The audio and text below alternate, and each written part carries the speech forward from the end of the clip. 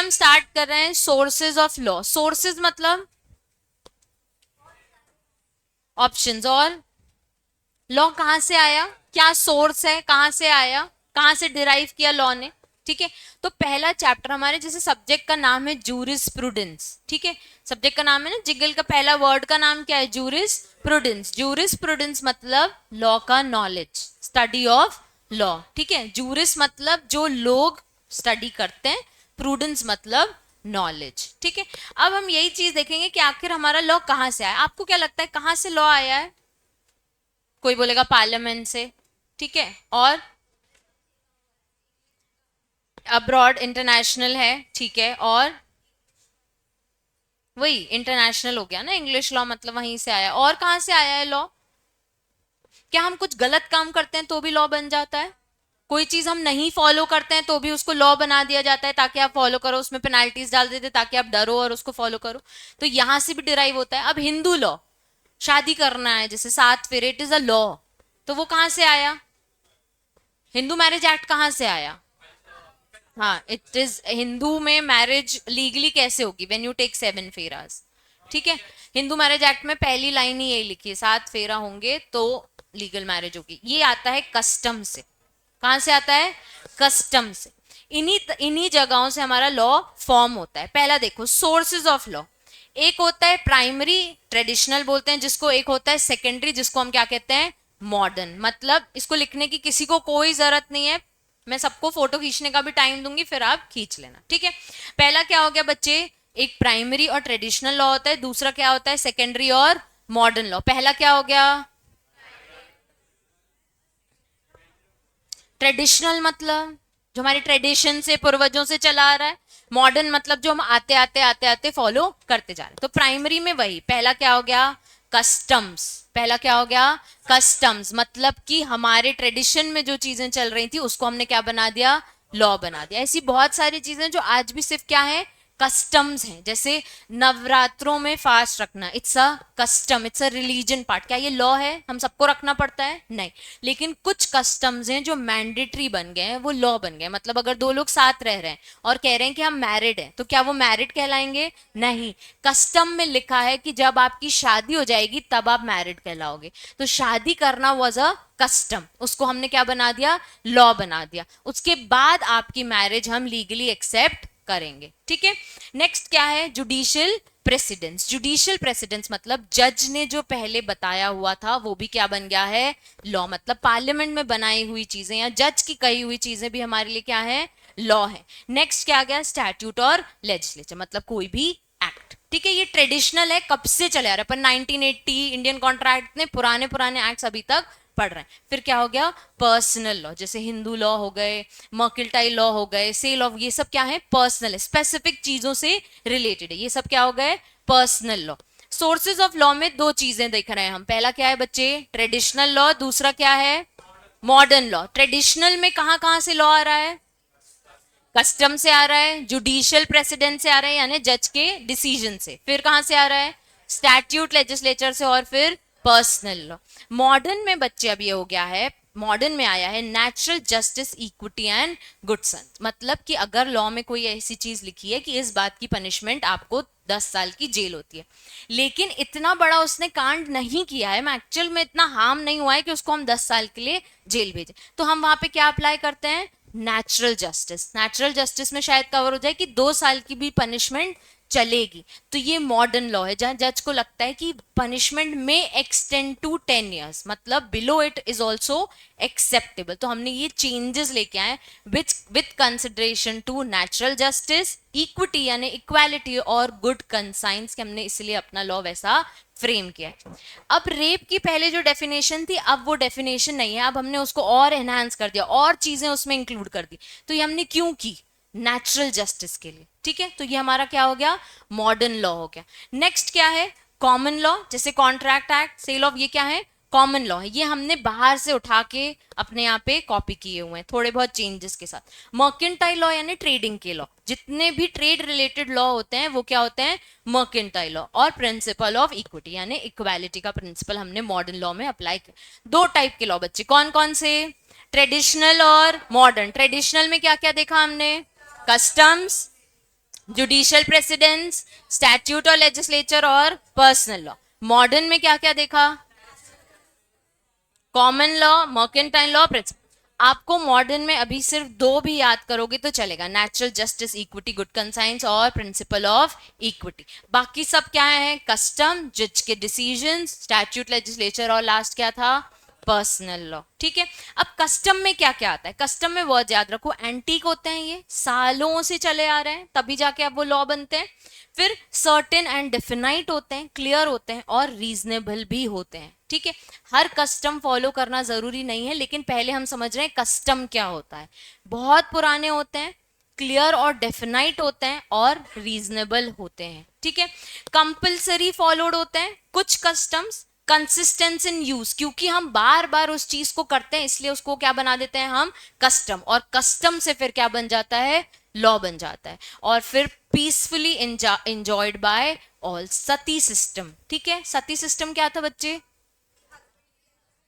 Wife को आग में जाना, ये कस्टम था पहले, ये पहले कस्टम हुआ करता था। सब इसको एंजॉय कर लेते थे कि हाँ ये करना हमारे लिए बहुत अच्छा होगा, यही सोचती थी ना वो, इनकी हस्बैंड नहीं है तो हमारा जलना हमारे लिए अच्छा है, पवित्रता है, भगवान हमें ऐसे एक्सेप्ट करेंगे। इट वॉज अ कस्टम, पर इसको हमने लॉ नहीं बनाया, इसको हमने लॉ नहीं बनाया क्योंकि ये नेचुरल जस्टिस में कवर नहीं हो रहा था। ठीक है, लेकिन शादी करना, 7 फेरे लेना वॉज अ कस्टम, कि 7 फेरे लोगे अग्नि के आगे तो क्या हो जाएगी? शादी हो जाएगी। तो ये कस्टम था पहले, ये चला आ रहा था चला आ रहा था। फिर एक्चुअल जब हमने सोचा लीगल मैरिज क्या होता है, फिर हमने ऑप्शन निकाला कि इधर आप रजिस्टर करा लो कोर्ट मैरिज, या फिर जो कस्टम है हमारा हिंदू मैरिज एक्ट के हिसाब से 7 फेरा अग्नि के आगे, वो हमने क्या बना दिया?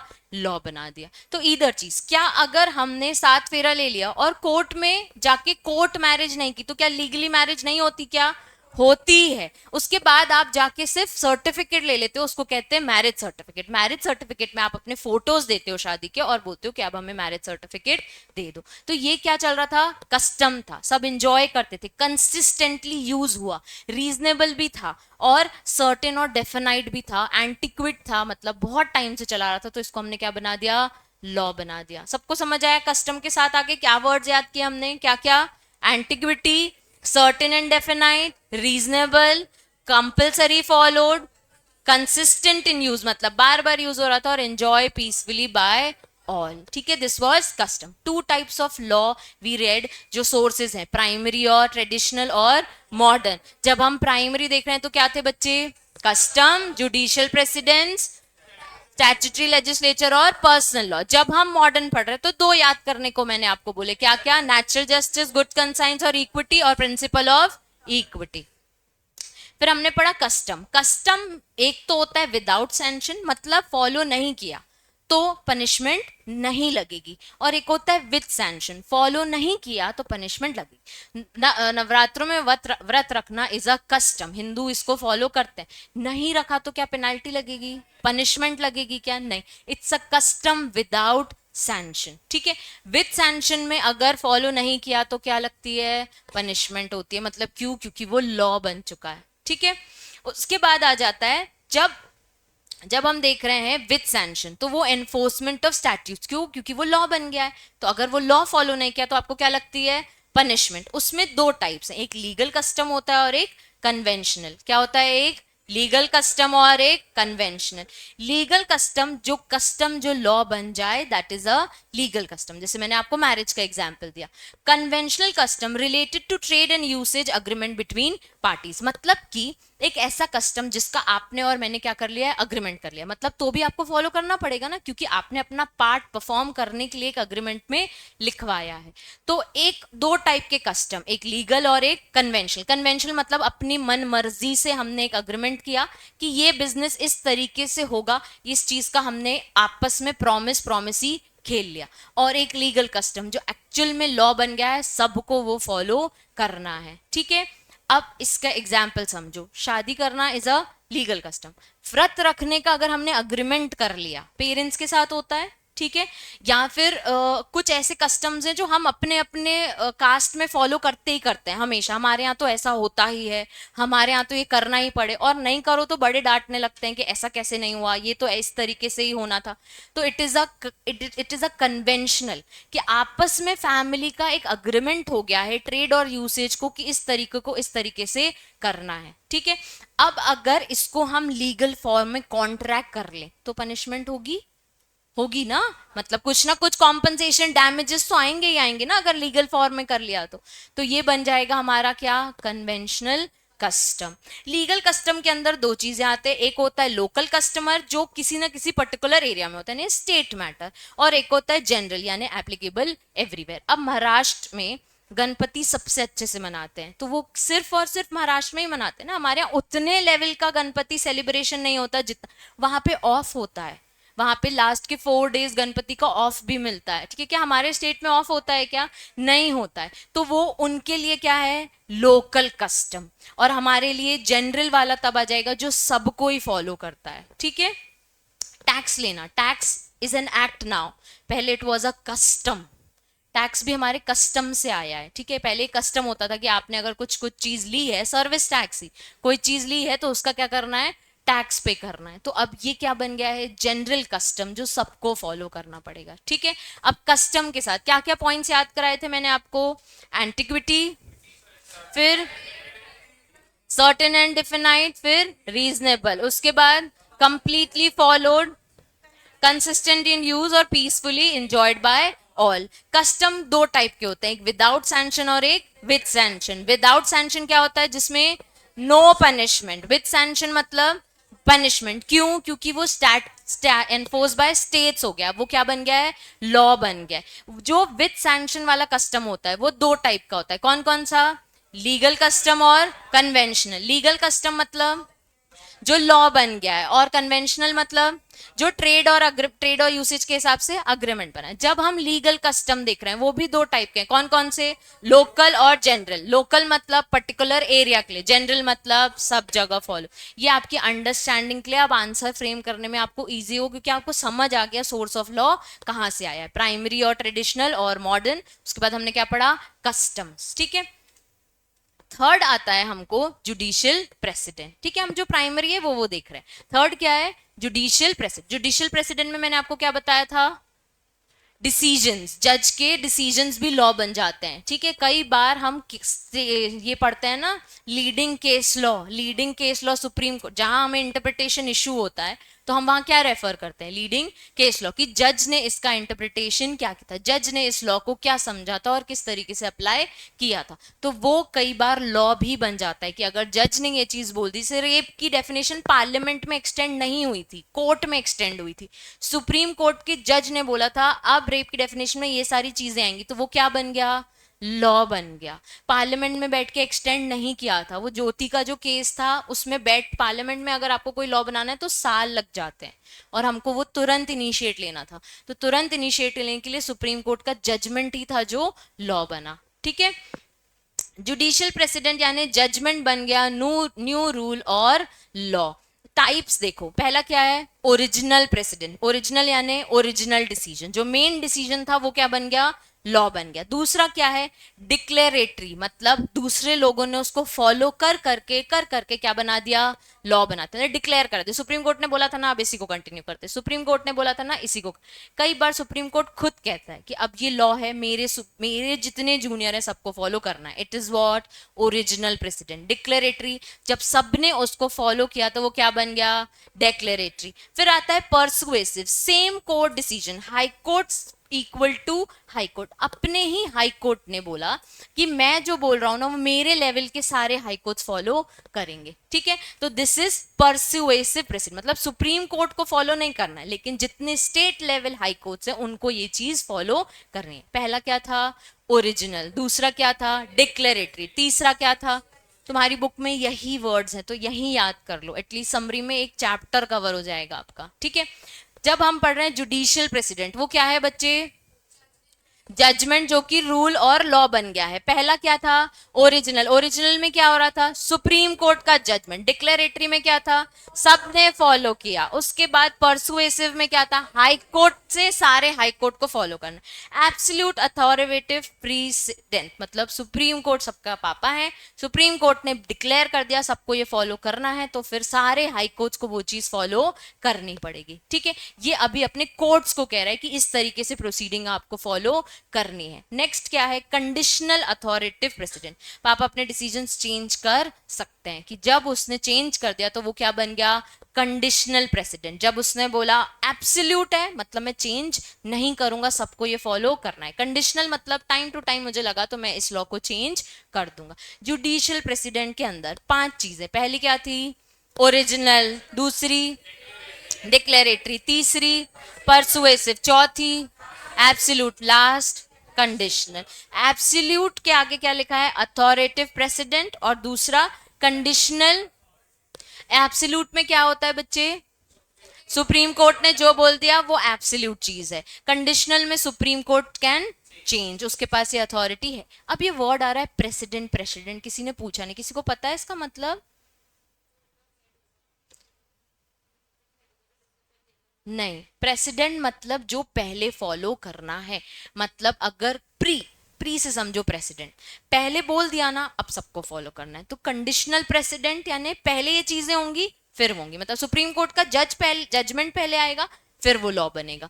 पहले डिक्लेरेटरी प्रेसिडेंट मतलब सुप्रीम कोर्ट ने बोला तो सबने उसको फॉलो किया फिर वो लॉ बना। तो डिक्लेरेटरी प्रेसिडेंट मतलब पहले फॉलो हुआ फिर वो लॉ बना। ओरिजिनल डिसीजन प्रेसिडेंट मतलब पहले डिसीजन आया फिर वो लॉ बना। ठीक है, सबको याद हो गए। जुडिशियल प्रेसिडेंट, पहले हमने क्या पढ़ा? कस्टम्स, फिर क्या पढ़ा? Judicial president. और पहले ट्रेडिशनल और मॉडर्न के टाइप्स। हाँ, ओरिजिनल और डिक्लेरेटरी समझाऊं? ओरिजिनल, आज सुप्रीम कोर्ट ने जजमेंट पास किया है कि रेलवे वालों को ये लॉ फॉलो करना है। ठीक है, अब रेलवे वालों को फॉलो करना है मतलब करना है, इसमें कोई भी डाउट नहीं है। ठीक है, डिक्लेरेटरी में क्या हुआ? सुप्रीम कोर्ट ने एक प्रोसीडिंग को हैंडल करने का एक प्रोसीजर सेट किया है कि इस तरीके से मैं करूंगा, सारी एप्लीकेशंस एंटरटेन मैं नहीं करूंगा, मैं चाहूं तो रिजेक्ट भी कर सकता हूं। तो यही चीज ना हाई कोर्ट ने स्टार्ट कर दी फॉलो करना। तो क्या हुआ? गुजरात ने पहले स्टार्ट की, फिर धीरे धीरे महाराष्ट्र में आई, फिर एमपी में आई, 3 स्टेट ने फॉलो की, अब यूपी, सारे स्टेट्स को फॉलो करना पड़ेगा। तो ये क्या बन गया? Declaratory president. ठीक है, अब 4 रिलेटेड टॉपिक्स आएंगे। एक आएगा रेशो डिसीजन, एक आएगा ऑर्बिटर डिसीजंस। ठीक है, और स्टैंड और डिसीजन नीचे आएगा। ठीक है, अब आपको रेशो डिसीजन यानी रीजंस विथ डिसीजन, मतलब डिसीजन जो आएंगे ना वो विथ रीजन आएंगे। अगर सुप्रीम कोर्ट ने कुछ पास किया है तो वो विथ रीजन देगा। ऑर्बिटर डिक्टा यानी समथिंग सेड बाय जज, जो जज ने बोल दिया वो क्या बन गई? फिलोसफी बातें भी हो गई, तो वो हमें फॉलो करनी पड़ेगी। एक टर्म दी हुई है जो जिसके ऊपर आपको शॉर्ट नोट आ सकते हैं, जो अपन डिटेल में जब चैप्टर पढ़ेंगे तब पढ़ेंगे। फिर है स्टेयर डिसीजन यानी स्टैंड बाय योर डिसीजन, जो हाई कोर्ट और सुप्रीम कोर्ट को अलाउ करेगा। अब है एक 4 legislative as source of law. अपन ने पढ़ा स्टैट्यूट और लेजिस्लेशन। पहले कस्टम था, जुडिशियल प्रेसिडेंट था ट्रेडिशनल में, और फिर थर्ड क्या था? Statute slash legislature. तो स्टैट्यूट से भी हमारा लॉ आया है, जैसे कि लॉ मेड बाय पार्लियामेंट, उसको हम कहते हैं इनैक्टेड लॉज, जो पार्लियामेंट में बैठ के पास होते। तुम्हारा कंपनीज एक्ट 2013 कहां से आया है? पार्लियामेंट से। उससे पहले 1956 था, कहां से आया है? पार्लियामेंट से। तो इसके टाइप्स हैं, एक होता है सुप्रीम लेजिस्लेशन और एक होता है सब ऑर्डिनेट लेजिस्लेशन। सुप्रीम लेजिस्लेशन यानी पार्लियामेंट, सब ऑर्डिनेट यानी parliament delegated the law enacted किसी ना किसी को अथॉरिटी, यानी स्टेट लेवल। जीएसटी आपका स्टेट लेवल भी और सेंट्रल भी, तो दोनों में कवर हो जाएगा। ठीक है, पहला क्या था बच्चे? ट्रेडिशनल में कस्टम्स, फिर जुडिशियल प्रेसिडेंट्स, उसके 4-5 टाइप, और उसके बाद सीधे कहां गए हम? स्टैट्यूट्स और लेजिस्लेशन। स्टैट्यूट्स और लेजिस्लेशन में 2 टाइप्स है, एक पार्लियामेंट और एक पार्लियामेंट ने क्या कर दिया है? डेलीगेट कर दिया टू इट्स जूनियर अथॉरिटीज। फिर 5th क्या था? पर्सनल लॉ था।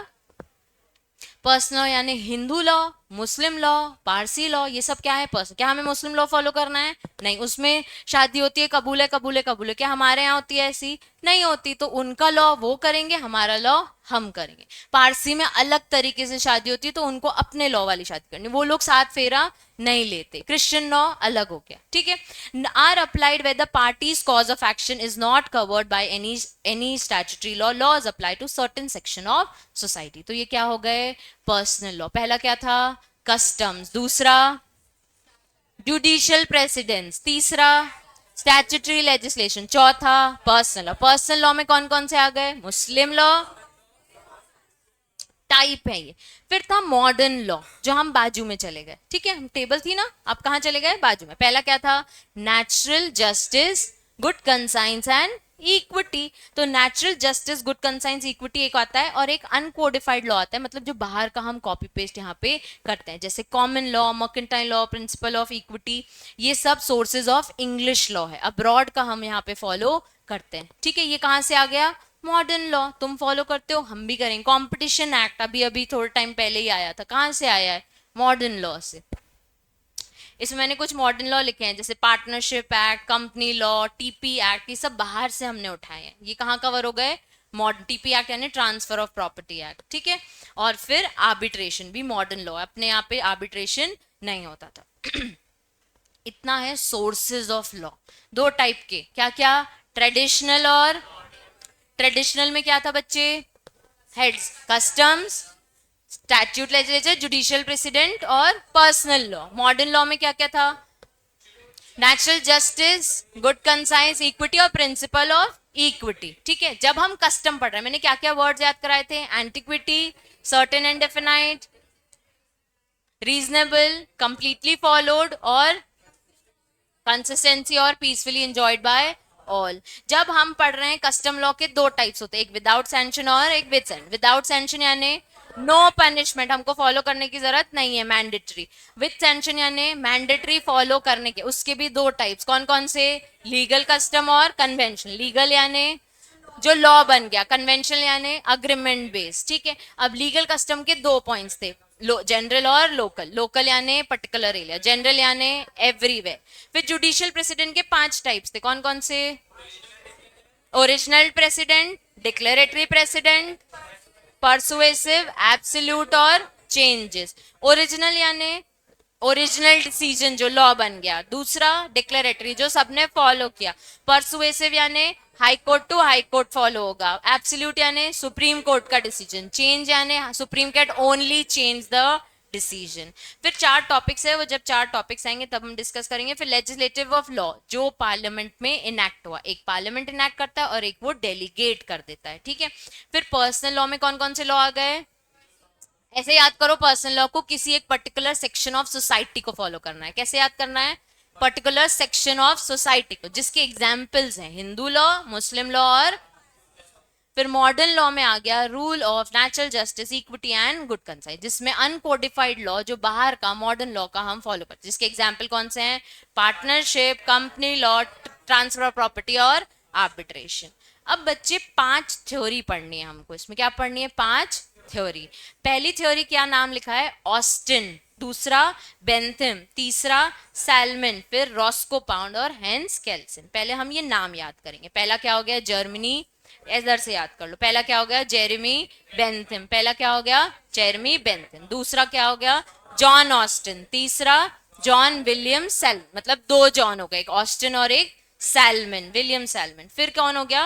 रॉस्को पाउंड और हेंस केल्सन। अब आपसे डायरेक्ट क्वेश्चन आता है, हेंस केल्सन की थ्योरी बताओ और लोगों ने क्या क्रिटिसिज्म दिए हैं ये। अब चैप्टर पहले समझो।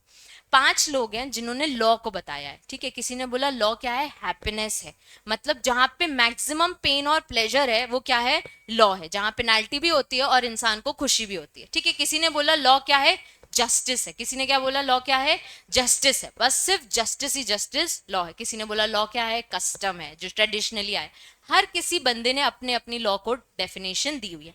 अब जब कोई बात, कोई ओपिनियन रखता है कि लॉ ये है, लॉ ये है, लॉ है, क्रिटिसिज्म आता है। तुम भी करते हो लोगों को क्रिटिसाइज, तो इनको भी लोगों ने क्रिटिसाइज किया है कि अरे इसने तो कस्टम की बात करी नहीं, अरे इसने इंटरनेशनल लॉ की बात करी नहीं, अरे ये तो सिर्फ हैप्पीनेस हैप्पीनेस की बात कर रहा है। ये भी एक पॉइंट है, तुम जो कह रहे हो उसमें ये चीज नहीं कवर्ड है, वो चीज नहीं कवर्ड है, ऐसे ऐसे लोगों ने दूसरे दूसरे जो जूरिस है उन्होंने क्या किया, इसकी थ्योरी को क्रिटिसाइज किया, ठीक है। अब जो जेरमी बेंथन है उसने बोला law is an assemble of sign declaring the will of sovereign, sovereign यानी the higher authority, the government. तो जेरी बेंथन सोचता था जो गवर्नमेंट बोल रहा है ना वही क्या है, लॉ है। क्या बोला उसने, जो गवर्नमेंट ने बोला वो क्या है, लॉ है। फिर जेरी बेंथम ने बोला कि लॉ क्या है, हैप्पीनेस ऑफ इंडिविजुअल है। क्या बोला इसने, खुशियां हैं, लॉ क्या है, जहां इंसान खुश वो क्या है, लॉ है, ठीक है। फिर इसने बोला कि लॉ का सोर्स भी ना गवर्नमेंट ही है और कोई सोर्स ही नहीं है, ठीक है। फिर इसने बोला, इसको क्रिटिसाइज किया कि इसने जजमेंट के बारे, जुडिशियल प्रेसिडेंट के बारे में बात नहीं की, इसने सिर्फ हैप्पीनेस की बात की, और हैप्पीनेस कितनी मेजरमेंट भी नहीं बताया, और इसने रोल ऑफ कस्टम्स की भी बात नहीं की, ऐसा उसको क्रिटिसाइज किया। अब सिर्फ अंडरस्टैंडिंग पर्पस से आप मुझे सिर्फ ये बताओ, जेरी बेंथम लॉ को क्या कह रहा है, कहां से आया है लॉ, सोवरीन से। गवर्नमेंट मत याद करो, क्या वर्ड याद करोगे, सोवरीन। सोवरीन मतलब गवर्नमेंट होता है, वो तुम्हारी अंडरस्टैंडिंग। जेरी बेंथम ने क्या बोला, लॉ क्या है, सोवरीन से आया, और क्या है, हैप्पीनेस ऑफ इंडिविजुअल है, ठीक है। उसने दो बातें की, इसमें वर्ड एक और याद कर लेना, पेन एंड प्लेजर, जब हम वो चीज पढ़ेंगे। इसको क्रिटिसाइज करने के लिए लोगों ने क्या बोला, इसने जज की बात नहीं की, जजमेंट्स की कि वो भी लॉ होते हैं, इसने कस्टम्स की भी बात नहीं की, और हैप्पीनेस का मेजरमेंट नहीं बताया। सबको याद हो गया जेरी बेंथम। नेक्स्ट है जॉन ऑस्टिन। जॉन ऑस्टिन ने बोला लॉ इज अ कमांड, जो कौन दे रहा है, गवर्नमेंट, और वो सैंक्शन, सैंक्शन यानी पनिशमेंट, अभी अपन ने पढ़ा था। तो लॉ अगर फॉलो नहीं किया जो गवर्नमेंट ने बोला है तो आपको क्या लगेगा, पनिशमेंट। तो पहली बात इसने बोला लॉ क्या है, कमांड है followed by sanction. Command follow नहीं किया तो क्या लगेगी, सैंक्शन। सैंक्शन मतलब पनिशमेंट। जॉन ऑस्टिन ने क्या बोला, लॉ क्या है, कमांड है फॉलोड बाय सैंक्शन। इसने मेन मेन थ्योरी को इसने अपने कवर किया है, कमांड किसकी, सोवरिन की, कवर्ड बाय सैंक्शन। तीन वर्ड्स इसने बार बार बोले हैं, कमांड, सोवरिन और सैंक्शन। ये कौन है, जॉन ऑस्टिन, जिसको क्रिटिसाइज किया कि तुमने ना ही कोई राइट्स डिफाइन किए, ना ही तुमने इंटरनेशनल लॉ की बात की है। इसको अभी डिटेल में हमको पढ़ना है, अभी सिर्फ अंडरस्टैंडिंग के लिए। जेरी बेंथम किसकी बात करता है, लॉ क्या है, सोवरिन है। लॉ क्या है, सोवरिन से आया, और हैप्पीनेस। जॉन ऑस्टिन क्या बोल रहे हैं, लॉ क्या है, कमांड है, सोवरिन है, और सैंक्शन है। Very good. जॉन विलियम सैलमेंट, अब हम इसको बोलेंगे सैलमेंट। सैलमेंट ने क्या बोला, लॉ सिर्फ एडमिनिस्ट्रेशन ऑफ जस्टिस है। लॉ क्या है, सिर्फ जस्टिस है। लॉ क्या है, एडमिनिस्ट्रेशन ऑफ जस्टिस, मतलब अगर किसी को जस्टिस मिलता है तो वो क्या बन जाता है, लॉ। तो अगर आप जस्टिस दे रहे हो तो आप कहां से दे रहे हो, लॉ से दे रहे हो। Differentiate between law concrete and the law abstract, इसने बताया, इसको क्रिटिसाइज किया कि आपने जस्टिस को क्लियर पर्पस नहीं डिफाइन किया, और आपका एक ही पर्पस था, आपने कुछ और चीज लॉ में कवर नहीं की। पहला कौन था, जेरी बेंथम, जो क्या बोल रहा था, सोवरिन और हैप्पीनेस। फिर कौन था, जॉन ऑस्टिन, कौन से वर्ड्स थे, उसके बाद हमने पढ़ा सैलमेंट। सैलमेंट क्या बोल रहा है, administration of justice, administration of justice. फिर आता है रॉस्को पाउंड, जो सोशल इंजीनियरिंग करके आया, उसने इंट्रोड्यूस किया कि लॉ क्या है, सोशल इंटरेस्ट के लिए। लॉ क्या है, सोसाइटी के, उसके इंटरेस्ट के लिए। उसने क्लासिफाइड कर दिया तीन interest, individual interest, public interest और सोशल इंटरेस्ट। अगर लॉ है तो क्या है वो, इंडिविजुअल, पब्लिक और सोशल इंटरेस्ट। ये कौन है, रॉस्को पाउंड। कौन है, रॉस्को पाउंड। इसने तीन चीजें बोली, क्या, इंडिविजुअल इंटरेस्ट, पब्लिक इंटरेस्ट और सोशल इंटरेस्ट। फिर लास्ट इसको क्रिटिसाइज किया कि आपने जुडिशरी के ओवर लेजिस्लेचर को रखा है, और क्राइटेरिया में आपके इंटरेस्ट क्लियरली कंप्लीट नहीं है। मतलब अगर आप कह रहे हो इंडिविजुअल, पब्लिक और सोसाइटी इंटरेस्ट, तो कौन सा इंटरेस्ट, कितने इंटरेस्ट कवर कर रहे हो, ठीक है। फिर आता है हैंस केल्सन। लास्ट कौन है, हैंस केल्सन। लास्ट का नाम क्या है, ये बोलता है pure theory of law separates from morality, ethics and social influence. इसके लिए लॉ ग्राउंड नॉर्म है, मतलब सुपीरियर अथॉरिटी से फिर इंफीरियर अथॉरिटी में आता है, ठीक है। इसने फिर एक्चुअल लॉ को बोला कि जो भी ऊपर है वो क्या है, लॉ है। सोवरीन ऊपर नहीं आता है, सबसे ऊपर क्या आता है, लॉ आता है। ये कौन बोल रहा है, हैंस केल्सन की pure theory of law, law is law, सबसे ऊपर कौन है, लॉ है, ठीक है। अब पहला कौन था? जेरमी बेंथम पहला कौन था जिसने क्या बोला? लॉ क्या है? सोवरेन से आया है और हैप्पीनेस। फिर आ गया जॉन ऑस्टिन, उसने क्या बोला? कमांड, सोवरेन और सैंक्शन। सैंक्शन यानी पनिशमेंट।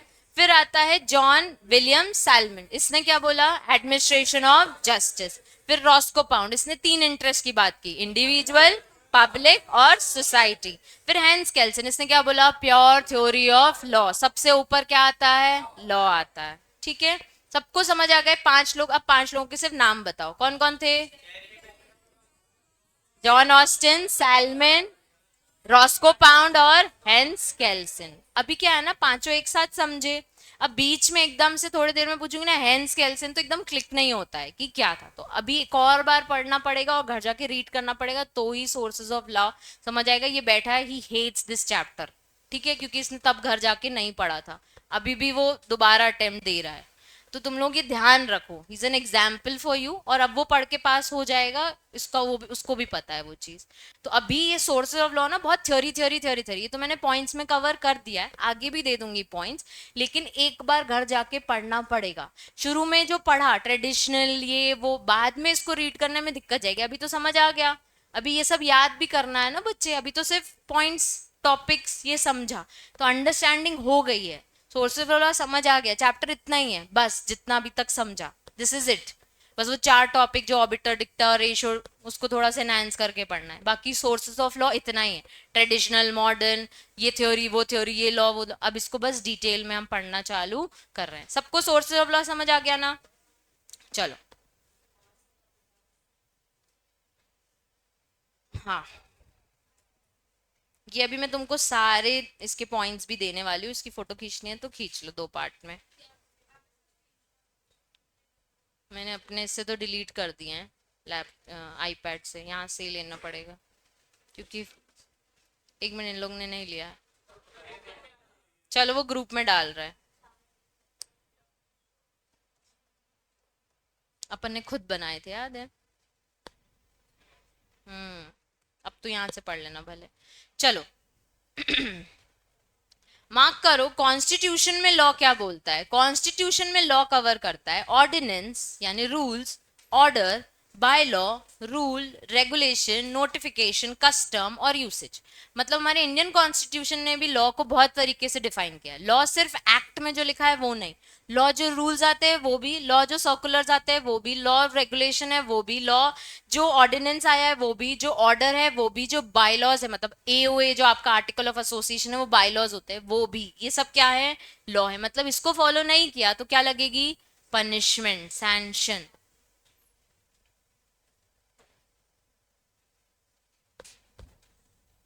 सबने मार्क किया? अब मेरे साथ बोलो, लॉ क्या क्या है? Ordinance, order, by law, rules, regulation, notification, custom और यूसेज, ये सब क्या है बच्चे? लॉ है। लॉ इन फोर्स यानी जो पार्लियामेंट में पास हो गया वो भी क्या है? लॉ। जो आज की डेट में हम पढ़ रहे हैं ये सब लॉ इन फोर्स हैं, जितने एक्ट्स अभी तक आपने पढ़े वो इन फोर्स है, मतलब अभी तक चालू हैं, वो सब भी क्या है? लॉ है। ठीक है, अब सिग्निफिकेंस ऑफ लॉ। लॉ क्यों इंपॉर्टेंट है बच्चे? तुम बताओ क्यों इंपॉर्टेंट है? ठीक है, लोग, ठीक है, आपको एक तरीका बता दिया चलने का। नहीं तो आप, अगर हम ट्रैफिक का लॉ नहीं बनाएंगे तो आप गाड़ियां घुसाते ही जाओगे। जबलपुर में तो मैं सोच भी नहीं सकती कि कोई एक अगर ट्रैफिक लाइट बंद हो जाए तो कोई रुकेगा। तो अगर लॉ नहीं होगा तो आप गलत काम करते ही जाओगे ना। तो आपको कंट्रोल करने के लिए हमने क्या बनाया है?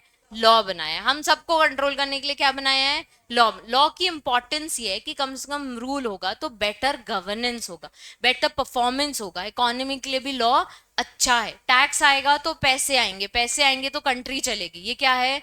लॉ है। ठीक है, the law and system which operates have developed many over centuries. Law, the object of law is to form an order. Law क्या है? ऑर्डर है जो सबको फॉलो करना होता है। मार्क करो, order, which in turn provides hope of security for future। क्योंकि अगर चोरी हुई तो आपके पास एक सिक्योरिटी है ना, कि एफआईआर फाइल करा के चोरों को ढूंढवा के और फिर उनको सजा दिलवाई जा सकती है। Law is expected to provide socio economic justice, socio और इकोनॉमिक मतलब सोसाइटी और इकोनॉमी दोनों के लिए जस्टिस प्रोवाइड करता है, remove the existing imbalance in the set structure and to pay special loan for achieving the task, जो targets आपके हैं। इसलिए लॉ फॉर्म हुआ है। लॉ क्यों फॉर्म हुआ है? Hope of security for future. Law क्यों फॉर्म हुआ है? अब relevance of law to civil society, तो जरूरी है ना, रेलेवेंट है लॉ, लिखो रीड, ताकि रिस्ट्रिक्शन रहे, डिसऑर्टिंग रहे, सप्रेशन और सिविल सोसाइटी को हम बचा सके, इसलिए हमें लॉ जरूरी है। नहीं तो रास्ते चलते कोई भी किसी को मार के जा सकता है, अभी लॉ है तो इंसान थोड़ा डरता है। अब टॉपिक है बच्चे जूरिस प्रूडेंस। जूरिस प्रूडेंस का मतलब मैंने क्या बताया था? जूरिस और प्रूडेंस दो वर्ड है, जूरिस और प्रूडेंस। जूरिस मतलब जो लॉ पढ़ता है, और प्रूडेंस मतलब नॉलेज। प्रूडेंस मतलब नॉलेज। देखो, जूरिस मत मीनिंग लॉ एंड प्रूडेंस मतलब नॉलेज। अब जूरिस का इन्होंने वर्ड बनाया है जूरिस्ट, टी लगा दिया, JURST। ये लोग वो पर्सन है जो स्टडी ऑफ लॉ करते हैं, ठीक है। जूरिस मतलब लॉ, प्रूडेंस मतलब नॉलेज। अगर मैं बोलूं मैं जूरिस्ट हूं तो मैं क्या करती हूँ? लॉ पढ़ते, स्टडी ऑफ लॉ कर। तो अभी अपन ने Jerry Bentham, Helson, Hans Kelsen, Roscoe Pound, Austin, Salmon, ये लोग कौन है? जूरिस्ट है। ये लोग कौन है? जूरिस्ट है। अब इसका फोटो खींचो, और ये सब कल आपकी बुक में लिखा होना चाहिए, नहीं तो क्लास में एंट्री नहीं है। क्या जो फोटोज खींच रहे हैं वो स्टिकी नोट में पेपर लगा के या जो भी इसमें लिख लेना, फोन में फोटो रखना अलाउड नहीं है। एक मिनट, तूने ये कहाँ तक लिया था पहले? यहां तक है, फोर्थ तक सुन लिया सबने? क्लास में बैठने नहीं मिलेगा, बुक नहीं में लिखा, और बुक जो नहीं लाया उसको भी नहीं मिलेगा। तो ये मत बोलना कि बुक ही नहीं लाया, लिख के घर में छोड़ के आए हैं, ठीक है। तो बुक होना चाहिए, और बुक में स्टिकी नोट में या जो भी पेपर में आपको लिख के आना चाहिए, नहीं तो क्लास में बैठना अलाउड नहीं है। चलो, जूरिस प्रूडेंस का अगर आपको क्वेश्चन आता है या शॉर्ट नोट आता है, पहले आपको क्या बतानी है? डेफिनेशन। डेफिनेशन में jurisprudence is the word derive from juris which means law and prudence which means knowledge. It focuses on law in general, its principle और उसकी फिलोसफीज। तो लॉ को पढ़ना, लॉ की रिसर्च करना सब कहाँ कवर होता है? जूरिस्प्रूडेंस में। लॉ बनाना नहीं होता है जूरिस्प्रूडेंस, ठीक है। ये मत लिखना लॉ बनाना, लॉ को पढ़ना, लॉ को समझना is jurisprudence. Scope of study concern with concept of rights, duties, obligation in society, their emergence rather than specific law. Clearly लिख दिया। क्या वो लॉ पढ़ते हैं? नहीं। वो क्या क्या पढ़ते हैं? राइट्स देखते हैं, ड्यूटीज देखते हैं, ऑब्लिगेशंस, क्या हमें करना चाहिए, क्या हमें नहीं करना चाहिए, वो ये पढ़ाई करते हैं, ठीक है। किसको लॉ बनाना है वो काम जूरिस्ट करते हैं। जब अभी हमने पढ़ा, किसी ने बोला लॉ साइंस है, किसी ने बोला लॉ आर्ट है, किसी ने बोला लॉ हैप्पीनेस है, तो उसने क्यों बोला हैप्पीनेस? क्योंकि उसने देखा कि जस्टिस मिलता है तो लोग खुश होते हैं, तो जहां खुश होते हैं उसको क्या बना दो? लॉ बना दो। वो तो हैप्पीनेस हुई ना। क्या यार, draws insight from other fields. अब वो दूसरी दूसरी जगह से लॉ को ढूंढने की कोशिश करते, जैसे सोशियोलॉजी यानी सोसाइटी, हिस्ट्री यानी कस्टम्स और जो जो पास्ट में हुआ है, और morality to understand the law. तो कितना फेयर चीज हो रही है वो भी वो यूज करते हैं वाइल स्टडिंग द लॉ। पहले क्या लिखोगे जूरिस्प्रूडेंस में? डेफिनेशन। फिर क्या लिखोगे? Scope of study. Scope of study में मतलब क्या क्या पढ़ते हैं वो? Rights, duties, obligation. और उसके बाद कहाँ कहाँ अदर फील्ड्स में जाते हैं पढ़ने के लिए लॉ को? सोशियोलॉजी,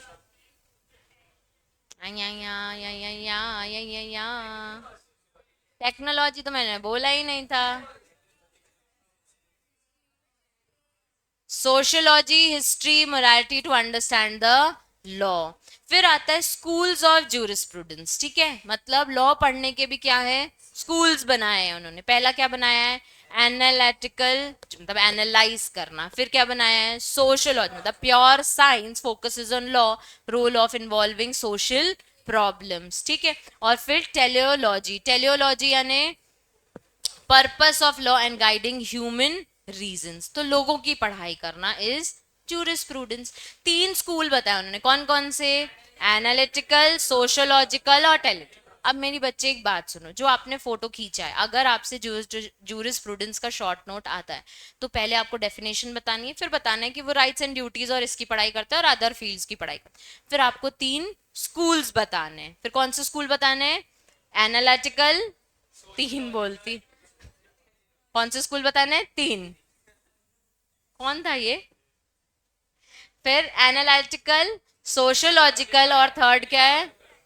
टेलीलॉजिकल। एनालिटिकल मतलब theory of law and pure science, sociological मतलब सोशल प्रॉब्लम्स देखना, और लास्ट टेलीलॉजिकल यानी ह्यूमन स्टडी, ठीक है, समझ आ गया। फिर सैलमन का व्यू, बेंथम का व्यू, जूलियस स्टोन का व्यू और जी.डब्ल्यू. पैटन का व्यू, इनका पॉइंट ऑफ व्यू दिया है when it comes to jurisprudence. Jurisprudence क्या था? स्टडी ऑफ लॉ, ठीक है। तो सैलमन ने डिवाइड किया सिविल जूरिस्प्रूडेंस, इंटरनेशनल जूरिस्प्रूडेंस और नेचुरल जूरिस्प्रूडेंस, ठीक है। सैलमन ने क्या किया? जूरिस्प्रूडेंस को तीन पार्ट में डिवाइड कर दिया कि सिविल अलग होता है तो सोसाइटी के लिए अलग पढ़ो, इंटरनेशनल मॉडर्न लॉ अलग पढ़ो और नेचुरल जस्टिस वाला लॉ अलग पढ़ो। बेंथम ने बोला distinction between what law is and what law ought to be, क्या अभी है और क्या होना चाहिए, किसने बताया? बेंथम ने। सैलमन ने क्या किया? तीन में डिवाइड किया, किस किस में? नेचुरल, ठीक है। बेंथम ने क्या किया? जो होना, जो law, law is and what law ought to be. उसके बाद जूलियस स्टोन ने, अब आपको दो याद हो गए ना नाम, तो दो भी लिख के आए तो चलेगा, पर हमको चार है तो चार पढ़ने के बाद ही दो याद रहते हैं, ऐसा है, तो इसलिए हम चारों पढ़ते हैं, ठीक है। जूलियस स्टोन ने बोला जूरिस्प्रूडेंस इज लॉयर्स एग्जामिनेशन, मतलब एक लॉयर क्या करता है? पूरा एग्जामिन करता है legal prospects, ideal techniques informed by other disciplines. तो जूलियस ने डिफरेंट डिफरेंट डिसिप्लिन्स को बोला कि एक लॉयर जब इसकी रिसर्च करता है तो वो क्या है? जूरिस्प्रूडेंस। इन लोगों ने अभी क्या बताया? जूरिस्प्रूडेंस क्या है, ठीक है। फिर जी.डब्ल्यू. पैटन ने बोला कि relationship between law, legal institution and society is jurisprudence, ठीक है। लॉ, लीगल इंस्टीट्यूशंस और society is what? Jurisprudence. Jurisprudence का टॉपिक का आंसर बताओ। पहला क्या हो गया? डेफिनेशन। डेफिनेशन में क्या लिखोगे? जूरिस मतलब लॉ, प्रूडेंस मतलब नॉलेज, तो basically jurisprudence is study of law. फिर हमको बताना है वो कहाँ का प्रिंसिपल। फिर स्कोप में क्या क्या कवर करते हैं वो लोग?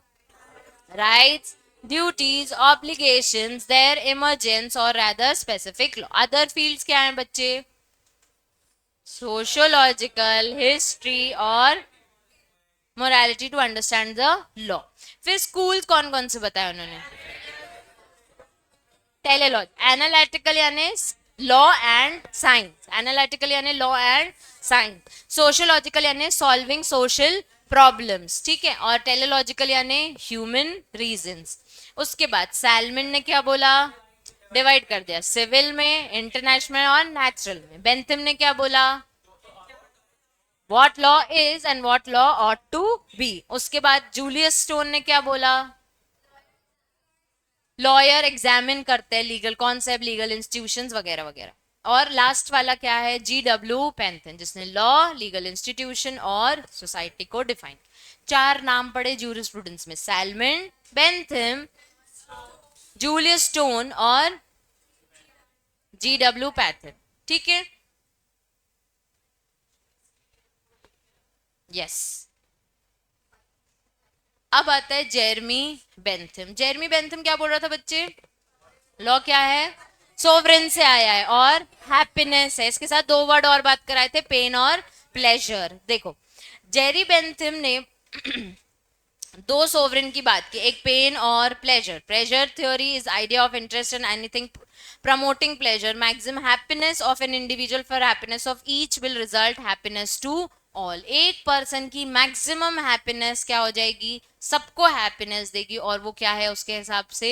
लॉ है। ये कौन बोल रहा था? Jeremy Bentham. जेरमी बेंथम ने अपने हर लॉ को 8 डिफरेंट रिस्पेक्ट्स में डिवाइड किया है, ठीक है, अपने लॉ को 8 डिफरेंट की, एक सोर्स होता है, लॉ एक सब्जेक्ट होता है, लॉ एक ऑब्जेक्ट होता है, लॉ का एक्सटेंड कितना है, लॉ के एस्पेक्ट्स कितने हैं, लॉ फोर्सेबल होना चाहिए, रेमेडियल अपेंड मतलब उसमें रेमेडी भी होनी चाहिए, और expression law should expressive clear होना चाहिए, डिफिनाइट होना चाहिए। किसने बोला? जेरमी बेंथम ने। इसको अगर आपको लिखना है ना बच्चे, तो यहां से लिखो पहले, ये जेरमी बेंथम ने क्या बोला, आपको आंसर फॉर्म करना है ना इसका, तो इतना सारा ना पढ़ के आपको ये 3 पॉइंट्स लिखने हैं when it comes to Jeremy Bentham theory.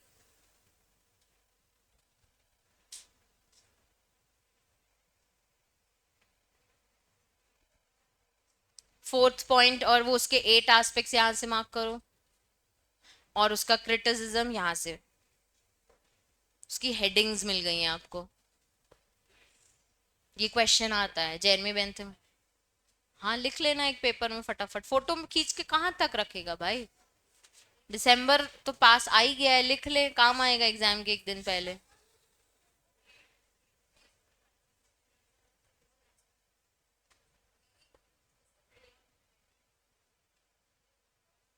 नहीं, चलो लिखोगे तो याद हो जाएगा एटलीस्ट, इसलिए it's a good practice to write, ठीक है।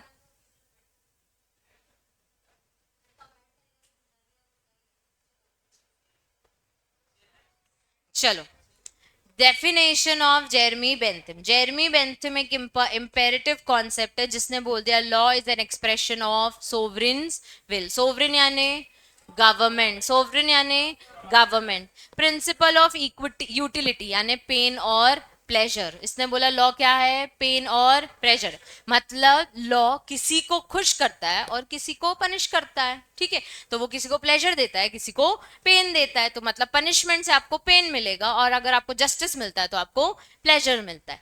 Bentham believed humans are governed by two forces, pain and pleasure. Law aim to maximize pleasure, happiness, minimum pain to individual. Justification law is greatest happiness for greatest number. ठीक है, मत दे उसको pen. अच्छा, वो मुस्कुरा रही है।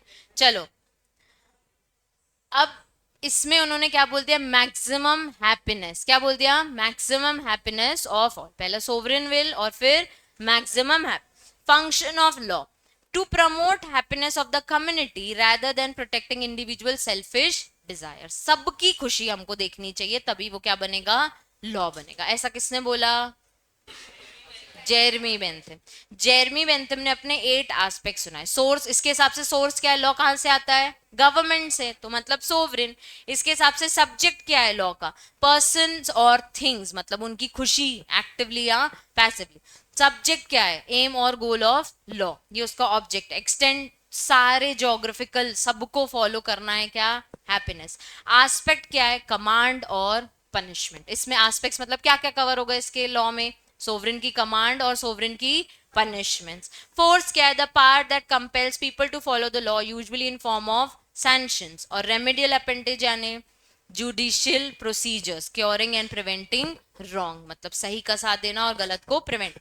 एक्सप्रेशन यानी जो सोवरिन ने बोल दिया वो क्या है? लॉ है। जो सोवरिन ने एक्सप्रेस कर दिया वो क्या बन गया? लॉ बन गया। 8 एस्पेक्ट्स याद करो। पहला क्या है? सोर्स। दूसरा क्या है? सब्जेक्ट, फिर ऑब्जेक्ट, फिर एक्सटेंड, फिर एस्पेक्ट, फिर फोर्स, फिर रेमेडी, और लास्ट एक्सप्रेशन। 8 एस्पेक्ट्स क्या क्या है बच्चे? Object, extent, aspect, force, remedy और सोर्स में समझो सोवरिन, सब्जेक्ट में समझो पर्सन एंड थिंग्स, ऑब्जेक्ट में समझो लॉ, और एक्सटेंड में समझो पूरे जोग्राफिकल एरिया, एस्पेक्ट में समझो कमांड एंड पनिशमेंट, फोर्स में समझो जो सबको फॉलो करना पड़ेगा, रेमेडी होनी चाहिए, प्रिवेंटिव मेजर्स होने चाहिए अगेंस्ट द रॉन्ग, और expression what ever sovereign says it's an law. Last हो गया कंप्लीटनेस ऑफ लॉ। वो कह रहा है इसमें कुछ इनकम्प्लीट है ही नहीं, कोई गैप नहीं है, जहां सबकी खुशी वो क्या बन गया? लॉ बन गया। अब इसको लोगों ने क्या किया? क्रिटिसाइज किया। किसी ने इसको बोला तुम्हारा व्यू ना बड़ा छोटा सा है, तुम सिर्फ खुशी तक सीमित हो, तो तुम्हारा लॉ क्या है? लिमिटेड है।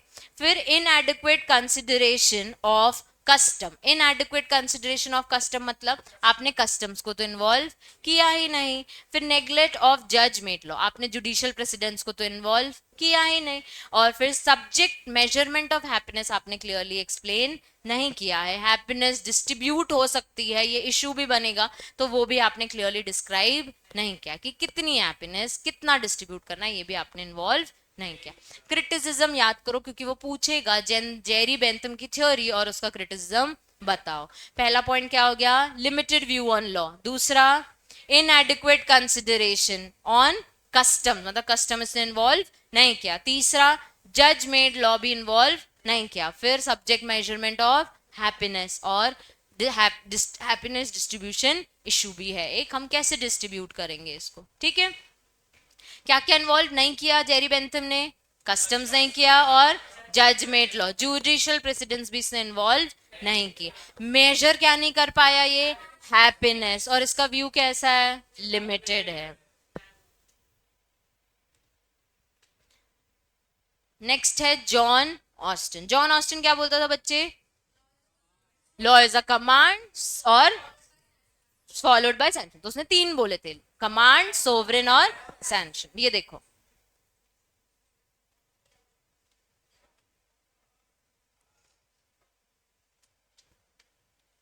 मार्क करो, इस Austin is known as command theory of law. मतलब आपसे क्वेश्चन आएगा कमांड थ्योरी ऑफ लॉ, तो कौन सी थ्योरी बतानी है, ऑस्टिन की।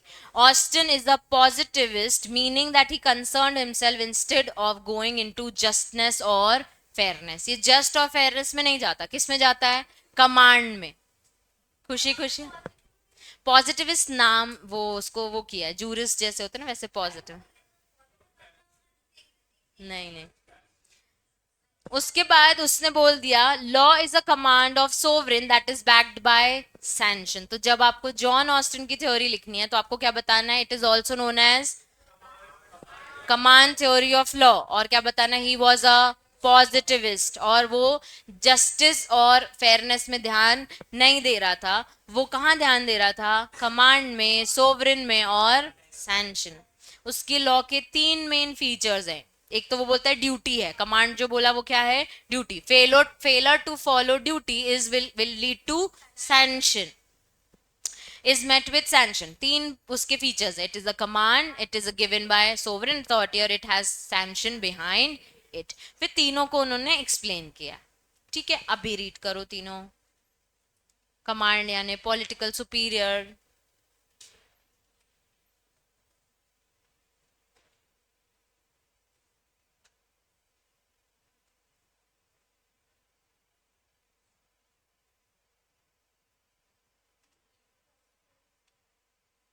हाँ। इविल कौन, अगर नहीं फॉलो किया तो रॉन्ग कॉन्सिक्वेंसेस होंगे ना कमांड के, इविल मतलब गलत।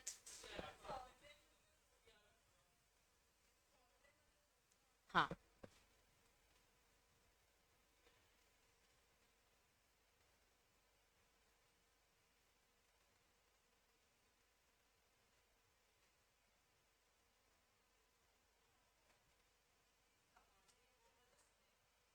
हाँ, जो कमांड दे रहा है। हाँ, तुम क्या पूछ रही, कमांड दे, हाँ जो सुनेगा। कमांडर लिखा है और कमांडेड भी लिखा है, तो सुपीरियर और पॉलिटिकल इंफीरियर आगे ब्रैकेट में लिखा तो है। हैबिट हो जाएगी जिसकी।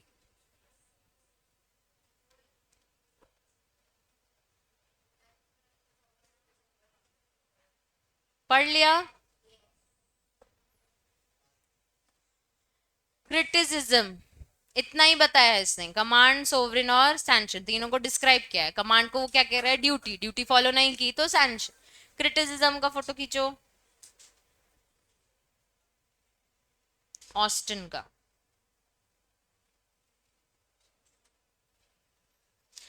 ऑस्टिन को क्रिटिसाइज किया, हर लॉ कमांड नहीं है, कुछ लॉ यूं ही है ना, जरूर थोड़ी सबको फॉलो करनी होती है वो चीज, जब उस स्पेसिफिक सेक्टर में आप जाओगे तभी आपको फॉलो करनी पड़ेगी, ठीक है।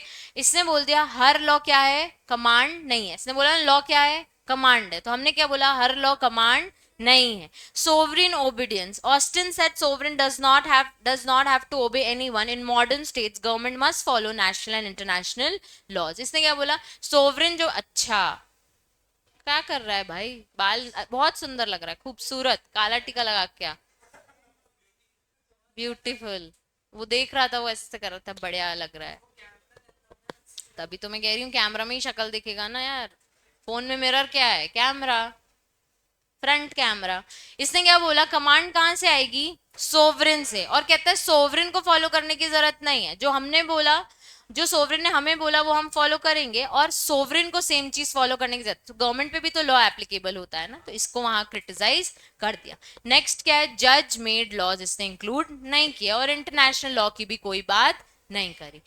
जॉन ऑस्टिन की क्रिटिसिज्म, तीन बातों की बात करता है, कमांड, सोवरेन और सैंक्शन. तो भाई कमांड जो आप कह रहे हो, हर लॉ कमांड नहीं होता. दूसरा क्या बोला, सोवरेन ओबीडियंस, मतलब सोवरेन जो बोलेगा वो हम फॉलो करेंगे, लेकिन सोवरेन खुद वो फॉलो नहीं करेगा, उसको कुछ फॉलो करने की जरूरत नहीं. तो ये गलत बात है. फिर जज मेड लॉज इसने इन्वॉल्व नहीं किया, और लास्ट में क्या नहीं किया इन्वॉल्व, इंटरनेशनल लॉज भी इन्वॉल्व नहीं किया. पहली कौन सी थ्योरी थी बच्चे, जेरमी बेंथम, जो हैप्पीनेस की बात करती है, उसके 8 सोर्सेस थे और उसको क्रिटिसिज्म किया. फिर हमने क्या पढ़ा, जॉन ऑस्टिन. जॉन ऑस्टिन में क्या हुआ, कमांड, सैंक्शन और सोवरेन, उसके भी क्रिटिसिज्म आ गए. फिर आता है John William salmon. John William salmon के लिए पहले ये फोटो लो, 3 तक.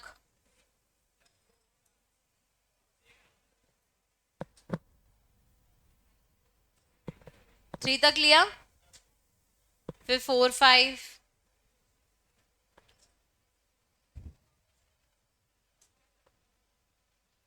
लिया.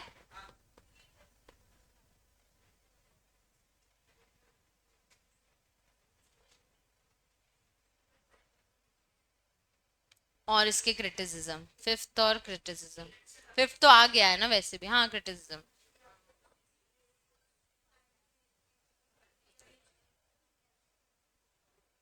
ले लिया. क्रिटिसिज्म भी. सैलमन ने क्या बोला था बच्चे, लॉ क्या है, याद है, एडमिनिस्ट्रेशन ऑफ जस्टिस. किसने बोला था ये, सैलमन में. सैलमन ने क्या बोला था, एडमिनिस्ट्रेशन ऑफ, मत सो मत सो मत सो, अलाउड नहीं है तुमको सोना आप कुछ दिन, अभी नहीं अलाउड है, ठीक है. सैलमन मतलब एडमिनिस्ट्रेशन ऑफ जस्टिस. इसने बोला purpose of law is to deliver what, justice. इसने क्या बोला, purpose of law is to deliver justice. इसने डिफरेंस बिटवीन बताया अ लॉ और द लॉ. मेन क्या है, द लॉ, ठीक है. अ लॉ यानी स्पेसिफिक और constitute, law in a broader sense is a the law. फिर law and administration of justice, इसने हर जगह बोला मेंटेन क्या करो, जस्टिस. कम से कम 100 बार इसने जस्टिस वर्ड यूज किया अपनी थ्योरी में, ठीक है. कंपल्शन, फोर्स डाल दिया उसने कि जस्टिस तो आपको देना ही पड़ेगा, और जब जस्टिस मिलता है तो वो क्या बन जाता है, लॉ बन जाता है. जस्टिस विदाउट लॉ है ही नहीं, एग्जिस्ट नहीं करते. बोलता है गुड चीज नहीं है वो, इक्वालिटी नहीं है अगर जस्टिस विदाउट लॉ है तो, ठीक है. Development of legal system, Salmond explained legal system develop, they replace individual justice with fixed principle like precedent, custom and statutes. This results in justice according to law instead of justice based on personal views of जजेस, ठीक है. ये कह रहा है custom, statute, ये सब कुछ फॉलो मत करो, जो जज बोलता है ना वो फॉलो करो. एडमिनिस्ट्रेशन मतलब क्या, काम करना, एडमिन करना. तो जस्टिस कौन एडमिट करता है, जज करता है ना, जज ही अनाउंस करता है. तो ये कह रहा है जो जज बोलता है ना वही क्या है, लॉ है. इसको क्रिटिसाइज क्या किया, justice is not always the and, क्योंकि किसी ना किसी को भी पनिशमेंट उसमें मिलती है. फिर लॉ सर्व्स मल्टीपल पर्पस, सिर्फ जस्टिस ही नहीं दिलाता है, और भी चीजें दिलाता है लॉ, ठीक है. फॉलो भी तो कराता है, रूल्स एंड रेगुलेशन भी तो बताता है. तो वो इसने अपने थ्योरी में कहीं पे भी पोक नहीं किया. और national boundaries in jurisprudence, Salmond limited the national boundaries to justice. इसने और कुछ डालने ही नहीं दिया, ना कस्टम डालने दिए, ना कोई और लॉ डालने दिया. इसने सब क्या बोला, जो जज बोले वो क्या है, लॉ है. तो हम क्या पढ़ रहे हैं, सैलमन. सैलमन ने क्या बोला, administration of justice, administration of justice. उसको जब क्रिटिसाइज किया तो उसको क्या बोला, justice is not always the end, उससे खत्म नहीं हो जाता. लॉ सर्व्स मल्टीपल पर्पस, जैसे रूल्स एंड रेगुलेशंस और नेचुरल बाउंड्रीज इन जूरिस्प्रूडेंस, मतलब आपने बाउंड्रीज को क्या कर दिया, फिक्स कर दिया टुवर्ड्स जस्टिस, बाउंड्रीज को ओपन रहने दो जिसमें कस्टम, स्टैट्यूट्स और भी चीजें हम इंक्लूड कर सके। क्लियर है सबको? पहला कौन सा पढ़ा था हमने? बेंथम, दूसरा ऑस्टिन, तीसरा सैलमन जो अभी हमने पढ़ा। अब आता है रॉस्को पाउंड। रॉस्को पाउंड एक अमेरिकन लीगल स्कॉलर है, 20th सेंचुरी में लीड करता था। ये was one of the biggest proponents of sociological jurist. Roscoe pound ने क्या बोला था बच्चे? सोशल इंटरेस्ट को करा था। 3 इंटरेस्ट बताए थे उसने, कौन कौन से? इंडिविजुअल, पब्लिक और सोसाइटी के इंटरेस्ट। 3 इंटरेस्ट को उसने कवर करने की कोशिश की थी। देखो, for any legal order to be successful in structuring an efficient society, there has to be 3 things: recognition of certain interest, कौन कौन से interest?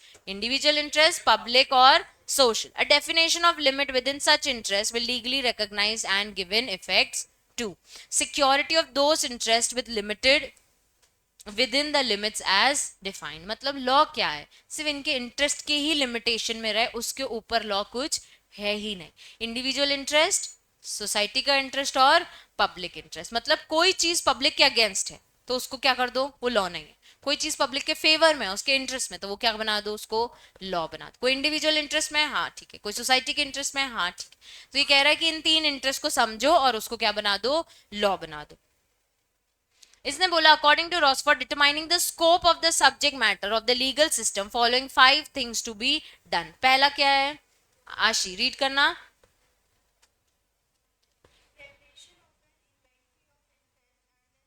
ये कह रहा है सबसे पहले ना एक लिस्ट बनाओ कौन कौन से टाइप के इंटरेस्ट होते हैं। नेक्स्ट क्या है श्रेयांश?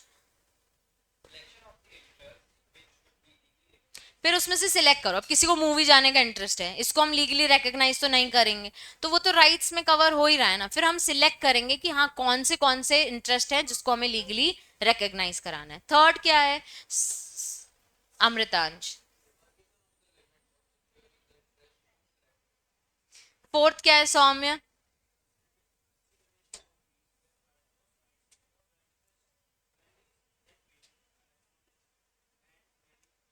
acknowledged and delimited। और लास्ट क्या है? evolution of principle and valuation of interest। पहले हमको क्या बनाना है? लिस्ट बनाना है। फिर हमको क्या करना है? उसमें से सिलेक्ट करना है। सिलेक्ट करने के बाद हमको उसको डिफरेंट डिफरेंट डिपार्टमेंट में कवर करना है, तो डीमार्केशन। और फिर कंसिडरेशन देखना है कि कौन कौन से सिक्योर इंटरेस्ट हमको बनाना है। और लास्ट हमको इसी को लेके क्या बना लेना है? प्रिंसिपल्स इवॉल्व कर लेना है विथ वैल्यूएशन ऑफ इंटरेस्ट। तीनों इंटरेस्ट को उसने डिफाइन किया है, इंडिविजुअल इंटरेस्ट, पब्लिक इंटरेस्ट और सोशल इंटरेस्ट। अभी के अभी फटाक से रीड किया जाए। बस एक और थ्योरी पढ़ लेते हैं, हैंस केल्सन, छोटी सी है वो। क्या था उसमें? लॉ सबसे और इजी है। इंटरेस्ट 3। कहाँ है तू? सो रहा है? कैमरा में फोटो देख रहा है? चलो जल्दी जल्दी पढ़ो। इंडिविजुअल इंटरेस्ट, पब्लिक इंटरेस्ट और सोशल इंटरेस्ट। डीमार्केशन का की डिपार्टमेंट्स में डिवाइड कर दे।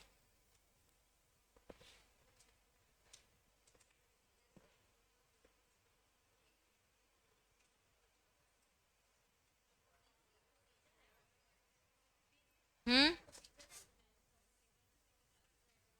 हाँ प्रोसीजर टाइप का है ना, कि वो बोल रहा है कैसे डिवाइड करो 3 इंटरेस्ट में ऐसे। हाँ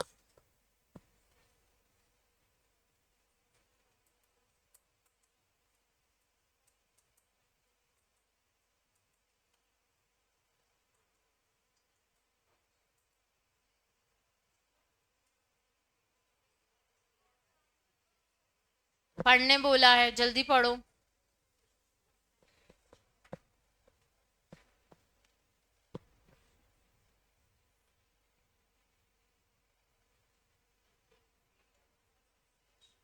फ्रीडम ऑफ एसोसिएशन हम ग्रुप फॉर्म कर सकते हैं।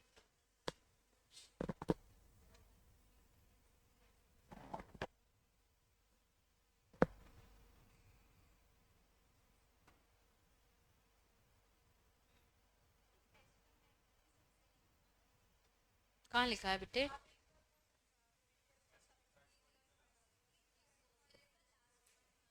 हाँ, एक मिनट, क्या बोल रही हो?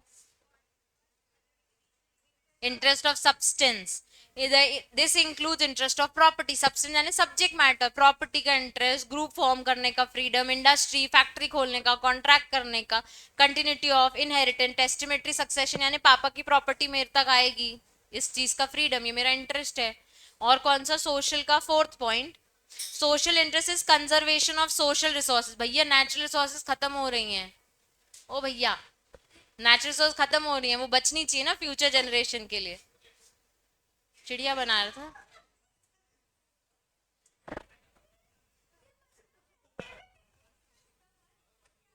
जैसे कि नेचुरल और ह्यूमन रिसोर्सेस, इसका कंजर्वेशन यानी कंजर्व करके रखना भी हमारा इंटरेस्ट है।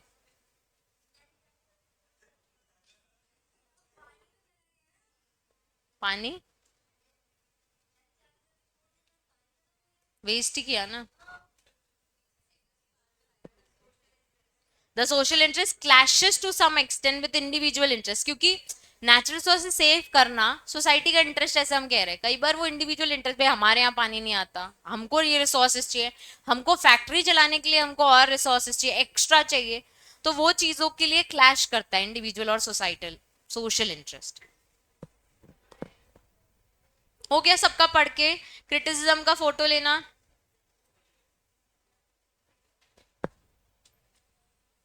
ये कौन पढ़ रहे हैं? हम किसको पढ़ रहे हैं? Roscoe pound. किसको पढ़ रहे हैं? जिसने तीन इंटरेस्ट बताए, इंडिविजुअल, पब्लिक और सोशल। इसने बोला interest can be created by laws. तो ये कह रहा है कि लॉ ही इंटरेस्ट है, तो भाई लॉ से तुम नए नए स्टैट्यूट बनाओ और फिर तुम इंटरेस्ट को इन्वॉल्व करो, मतलब फिर उनके राइट्स डिफाइन करो। फिर lack of criteria of measurement of interest, इसने डिवाइड तो कर दिया पर क्राइटेरिया, जैसे इसने बताया कि क्लासिफिकेशन करेंगे, क्लासिफिकेशन के बाद सिलेक्शन, किस बेस पे सिलेक्शन करोगे, उसका क्राइटेरिया इसने स्पेसिफाई नहीं किया है। ठीक है। ओवर एम्फोसाइज ऑन जजेस, उनके ऊपर पूरा का पूरा रिलाय हो गया है कि भाई वही लोग देखेंगे किसका कितना इंटरेस्ट कवर कर रहा है। फिर distinguish between public and social, जैसे अभी हमने देखा इंडिविजुअल और सोशल इंटरेस्ट क्लैश कर रहे थे, this is one of the criticism. वैसे ही सोशल और पब्लिक इंटरेस्ट वही तो है, पब्लिक के लिए या सोसाइटी के लिए, तो ये आपने क्लियरली डिस्टिंग्विश नहीं कर पाए हो। रिकग्निशन ऑफ न्यू इंटरेस्ट, वो तो आपने देखा ही नहीं कि नए इंटरेस्ट भी तो फॉर्म होते हैं लोगों के, तो with the development in the country नए इंटरेस्ट भी फॉर्म हो सकते हैं, तो न्यू पॉलिसी की तो आपने बात करी नहीं। रॉस्को पाउंड को क्या क्रिटिसाइज किया? सबसे पहले कि जो आप इंटरेस्ट की बात करो वो लॉ भी क्रिएट कर सकता है, तो आप इंटरेस्ट को लॉ मत बोलो, लॉ अलग चीज है, उसमें इंटरेस्ट क्रिएट करने की कोशिश करो। फिर आप जो इंटरेस्ट की बात करो उसके मेजरमेंट्स आपने नहीं बताए कि हम किस क्राइटेरिया में इसको देखेंगे, कौन से इंटरेस्ट हमें कवर करने, लीगली रिकॉग्नाइज करने। ओवर एम्फोसाइज, जज पे कुछ ज्यादा ही रिलाई किया गया है आपकी साइड से, और पब्लिक और सोशल इंटरेस्ट को आप डिस्टिंग्विश नहीं कर पाए, और लास्ट न्यू इंटरेस्ट को रिकग्निशन नहीं दिया। ये किसका क्रिटिसिज्म है? Roscoe pound. लास्ट है हेंस केल्सन। एक और है बीच में, तेरी बुक में है क्या? Professor hill, H L A heart. H L A heart ने बोला, he is also a positivism. इसने बोला laws are command, the analysis of legal concept is worth pursuing, distinguish between sociological and historical inquiries into law, distinguish between critical evaluation। ये सिर्फ बता रहा था jurisprudence और जो स्टडी ऑफ लॉ में क्या क्या कवर होता है। हेंस केल्सन ऑस्ट्रेलियन फिलोसोफर है, जिसको हम क्या बोलते हैं? Pure theory. Very important direct question आता है, प्योर थ्योरी ऑफ लॉ क्या है? ठीक है, किसकी थ्योरी है ये? हेंस केल्सन की। इसने ना, इधर से ही पढ़ो तो, इसने ना पहला पॉइंट में बोला लॉ एज, मैं खींचने दे दूंगी भाई, इसने क्या बोला? Law as a normative science. Normative science यानी साइंस नहीं है, ठीक है। इसने क्या बोला? हाँ, नॉर्मेटिव साइंस है, ठीक है। Normative science means it based on norms, rules, tell people how they ought to behave, unlike natural science. मतलब नॉर्मेटिव साइंस यानी साइंस नहीं है, लोगों का बिहेवियर डिसाइड करेगा लॉ कि तुम्हें कैसे बिहेव करना है। ये किसने बोला? Hans Kelsen. पहले उसने क्या बोला? Law as a normative science. फिर इसने बोला the main idea of this theory is consist of norms. Norms यानी रूल्स, नॉर्म्स यानी रूल्स जो आपको बताएंगे कैसे बिहेव करना है। अगर वैसे बिहेव नहीं किया तो क्या लगेगी आपको? पनिशमेंट, मतलब नॉर्म्स का वॉयलेशन कहाँ लीड करेगा, सैंक्शन में। कहाँ लीड करेगा, तो सबसे पहले प्योर थ्योरी ऑफ लॉ में क्या आता है, law as a normative science, which means it is not a science but a behavior, how a person should behave, ठीक है। if उसने वैसे behave नहीं किया तो उसको क्या लगेगी, sanction। separation of law from morality, ये कह रहा है made a clear distinction of moral, मतलब what is right and wrong और legal norms अलग है। मॉरल चीज अलग है और रूल्स एंड रेगुलेशंस अलग है, मतलब एथिक्स और लॉ को इसने क्या कर दिया, डिवाइड कर दिया। एथिक्स में क्या आता है, कंडक्ट, कैसे कंडक्ट करना है, बिहेवियर। क्या वो लॉ है, क्या मैंडेटरी है, क्या कहीं कहीं नहीं है, ठीक है। इसने बोल दिया लॉ और मॉरल दो अलग अलग बातें होती है। Hierarchy of norms and grade, आपकी बुक में देखो एक टेबल बनी होगी, 3 बॉक्सेस बने होंगे, ठीक है। उसने वो बताया हायरार्की ऑफ नॉर्म्स, एक होता है ग्रैंड नॉर्म यानी बेसिक रूल्स, ठीक है, is assume to be valid without needing justification of any higher source. Validity of law यानी grand norm is has a relation with higher norms, क्योंकि grand norm कौन बनाते हैं, सुपीरियर। देखो table देखो, पहला क्या लिखा है, grand norm, fundamental law, supreme law, law of land. हमारा मेन लॉ क्या है, कॉन्स्टिट्यूशन ऑफ इंडिया। हमारे सारे लॉज कहाँ से डिराइव होके आते हैं, कौन, मतलब उनका back of the head. Her law को बनाने के लिए हम फंडामेंटल राइट रखते हैं ना। मैंने तुम्हें किस में फंडामेंटल राइट पढ़ाया था, राइट टू इन्फॉर्मेशन।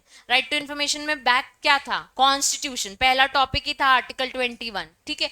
तो main grand norm, grand norm क्या है हमारा, higher authority, law of land which is constitution. फिर आता है क्या बच्चे, सुपीरियर लॉ। सुपीरियर लॉ यानी आईपीसी, सीआरपीसी, सीपीसी, ये क्या है हमारे प्रोसीजर से, मतलब कोई भी सिविल लॉ ले लो कैसे फॉलो होगा वो, सीपीसी से। कोई भी क्रिमिनल लॉ ले लो कैसे फॉलो होगा, सीआरपीसी या आईपीसी से।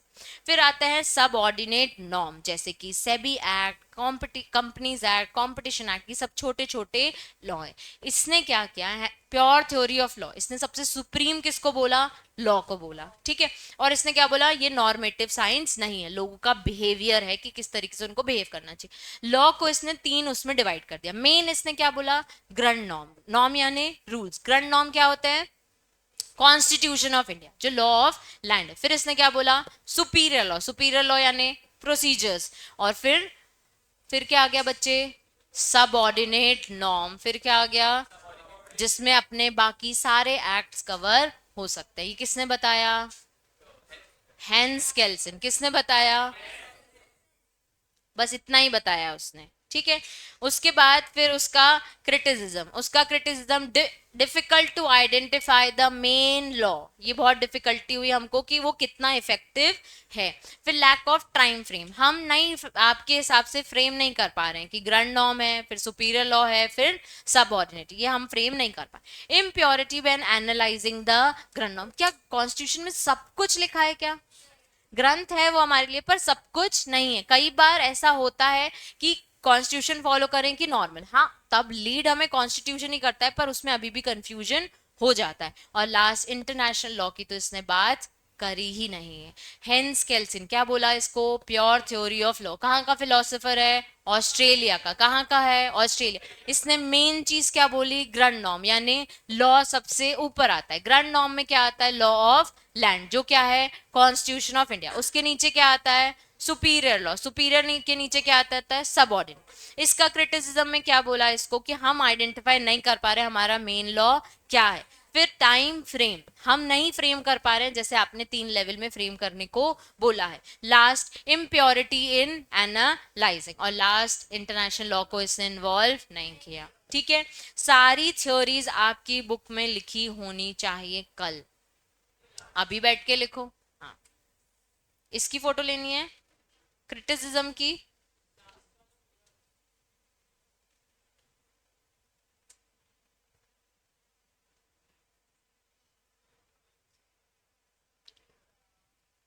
दिख रहा है इसमें पूरा कि हाफ हाफ कर दूं,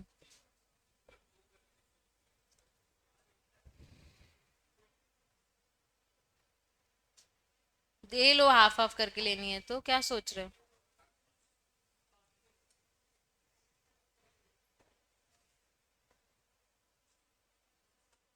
ठीक है,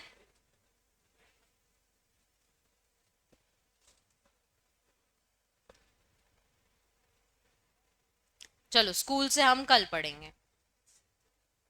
टेस्ट है क्या आज?